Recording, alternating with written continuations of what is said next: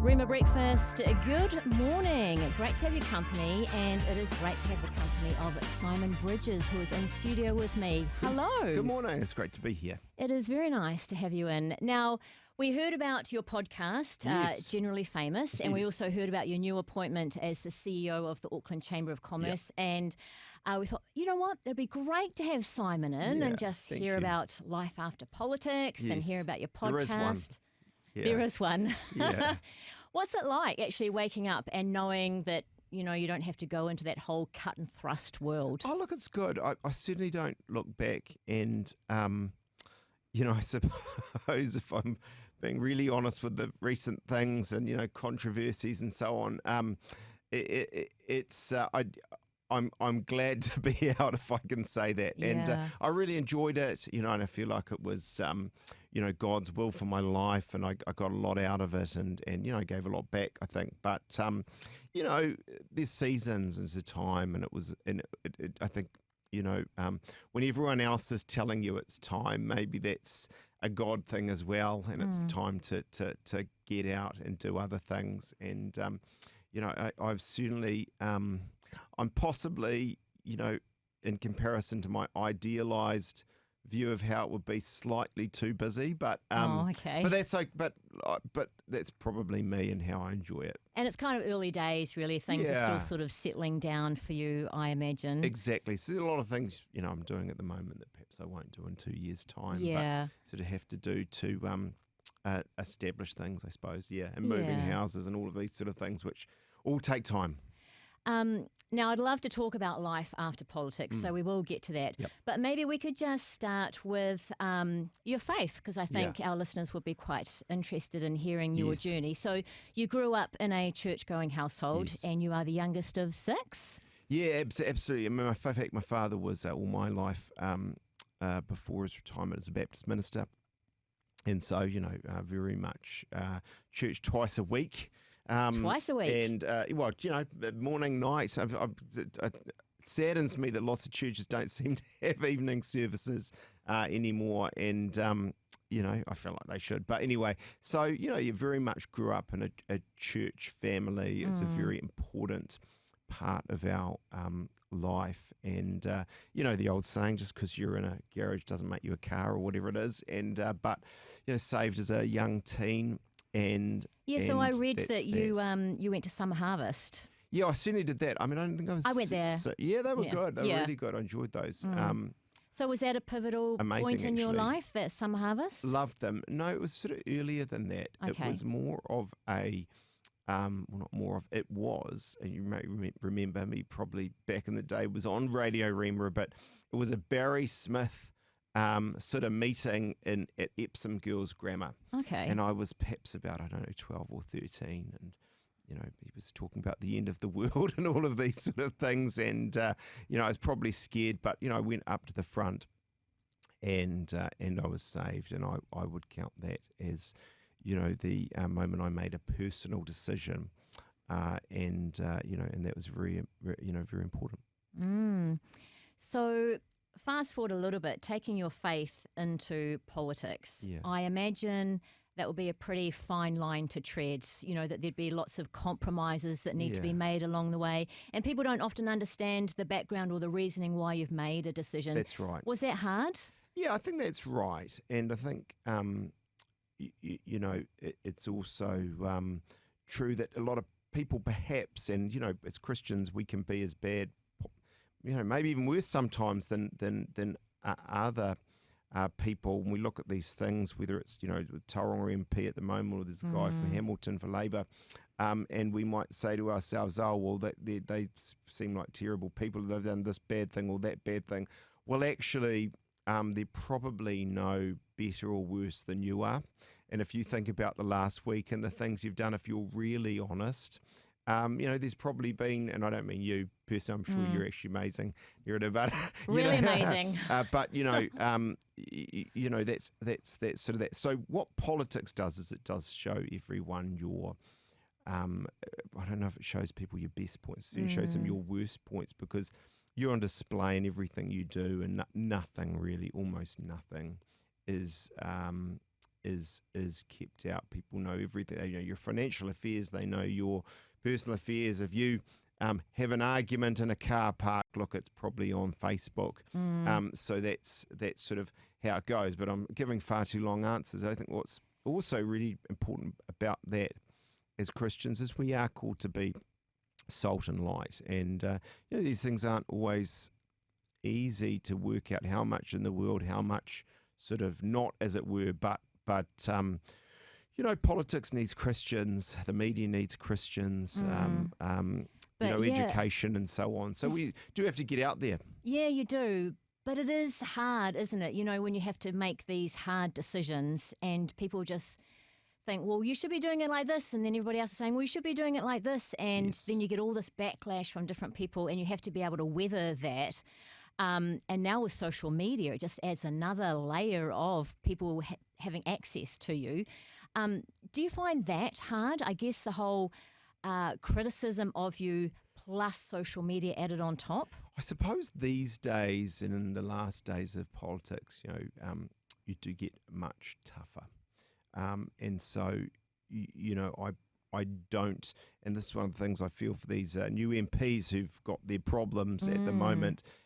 It's a bit like running a marathon. You wouldn't do it on the first day. You need to train, and these sort of things are a bit like that. You can take a little bit of criticism. By the end, you can kind of almost take anything, and because you've built yourself up to that, and you know that that's part of the tough business of politics. Yeah. So I think that's sort of that. I think one of the things that's true is when you're making decisions about difficult things, it's not always the case, of course, that, there's some God inspiration. You say, oh, well, that's clearly what I should do, and that's amazing. I mean, you're just making difficult decisions where reasonable people will differ. And sometimes Christians can be quite judgmental about those things because, clearly the Bible says this. The spiritual answer is this. Yeah. When, it's not always that straight forward, it seems to me. And so I suppose, in my parliamentary life, there is, when it comes to Christianity, I think there's something desirable about a humility in that. As I say, there's good Christians who are very left-wing, and I, personally disagree with them, but there's good Christians who are, of course, right-wing, and I think you can find all of that in the Word, and at different times probably that's been inspired by God. I think as I've gotten older, I realised the world is not so black and white, really. No, certainly not. Yeah. Certainly not. That's right. So if one of your children, who they are quite young now, but if they were to say to you, hey, Dad, I really want to get into politics. I want to be the Prime Minister one day. What would you say to them? Would you encourage them? I don't know that I would either actively encourage or discourage. It all sounds a bit sort of relativistic, doesn't it? But I think, I think what I always say, and I do get often young people come up to me and say, I'd like to be in Parliament and this, that, and the other thing. And I sort of say to them, well, look, it's objectively, it's not it comes with a lot of tough and rough and difficult things. It's not an easy life. So I sort of think if it's something that, rationally you can't get out of your head and you continue to have that desire, I suppose as Christians we'd say a God-given desire, then, walk into that and do that. But I think if it's just a fad, like you've dyed your hair purple or whatever it is, I wouldn't necessarily encourage it. So, I could see one of my kids, potentially sort of doing that, but it's not going to be something coming from me. It'll have to be something they decide they want. And it is a very interesting life. It's got its issues. It's not a comfortable life, but it is always interesting. Okay. Oh, well, watch this space then, shall we? We'll see in about 20 years. Yeah. The next little while. All right, well, we're going to take a break, but love to hear more about life after politics. So let's talk about that next. Fantastic. It's been really fun chatting with you, hearing about a little bit of your life, a little bit about life in politics. My first question for you now is, what is the best part of being in politics? Well, I suppose for me it was the ability to influence and make decisions. And you do, scary in a way, sometimes you think of our politicians, but do have a lot of influence depending on your role through to power, and that is very satisfying and enriching. Leadership and is satisfying and enriching. I think a lot of people enjoy you do meet a lot of interesting people. And I sort of have worn it as a badge of pride not to be too sucked in by that. And a lot of colleagues will end up going to these.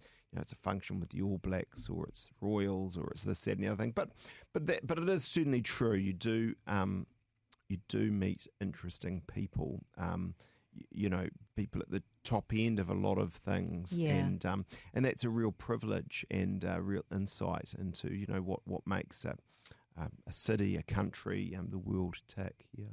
So, is there an achievement that you look back on that you're quite proud of? There are lots of them. I mean, I think I am a bloke, so I often think about the things that physically were done as Transport Minister or Energy Minister. That was very satisfying. On some of the harder conscience issues, I think they're not pleasant at the time, but it's. I think we have a very narrow kind of political discussion on some of these things. It was, good to have sometimes been able to stand up on some of those issues. Look, it's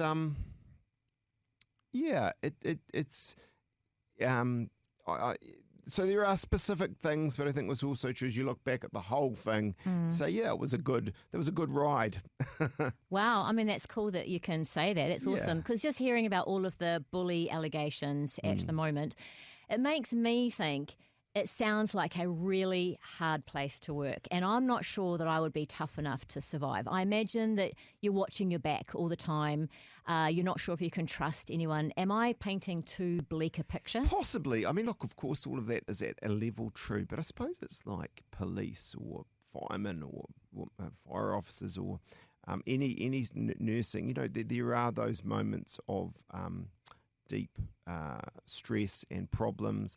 But, for a lot of politicians, there's also a lot of mundane that goes along with it. I mean, if you're a middle-tier member of parliament in one of the big parties, and it's a parliamentary week, by the middle of the day, you're probably mucking around a bit, to be honest, and waiting for the next